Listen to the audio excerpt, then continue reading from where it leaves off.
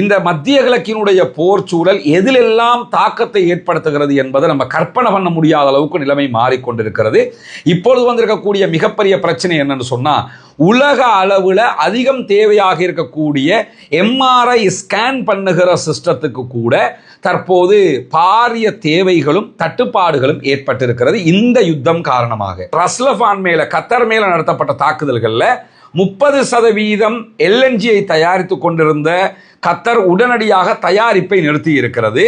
அது எதுவரைக்கும் நிறுத்தப் போகிறார்கள் என்கிற கேள்விகளுக்கு மத்தியில் கத்தர் தயாரித்து கொண்டிருந்த எல்என்ஜியில இருந்துதான் இந்த ஹீலியமும் பெறப்பட்டு வந்தது. எனவே தற்போது உலகம் முழுவதும் ஹீலியத்திற்குரிய தட்டுப்பாடு அதிகரித்திருக்கிறது. சரி, இந்த ஹீலியம் கிடைக்கலன்னா என்ன நடக்கும் அப்படிங்கிற ஒரு கேள்வி இருக்குதா இல்லையா? கிடைக்கலன்னா என்ன நடக்கும்னு சொன்னா,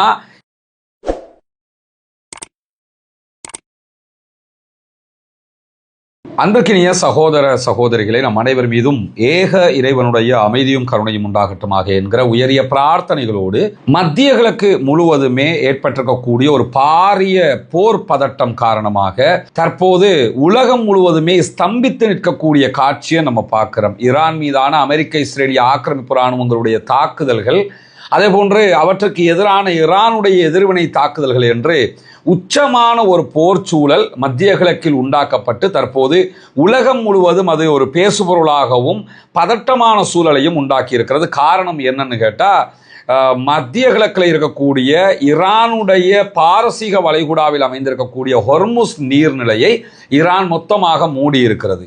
ஹொர்முஸ் வழியாக பயணிக்கக்கூடிய கப்பல்கள் ஈரானுடைய அனுமதி இல்லாமல் பயணிக்கிற போது அவற்றின் மீது தாக்குதல்கள் நடத்தப்படும் என்கிற ஈரானுடைய அறிவிப்பை மீறி பயணித்த கப்பல்கள் மேல ஈரான் தாக்குதல்களை நடத்தி இருக்கிற காரணத்தினாலேயும் கப்பல் போக்குவரத்து மொத்தமாக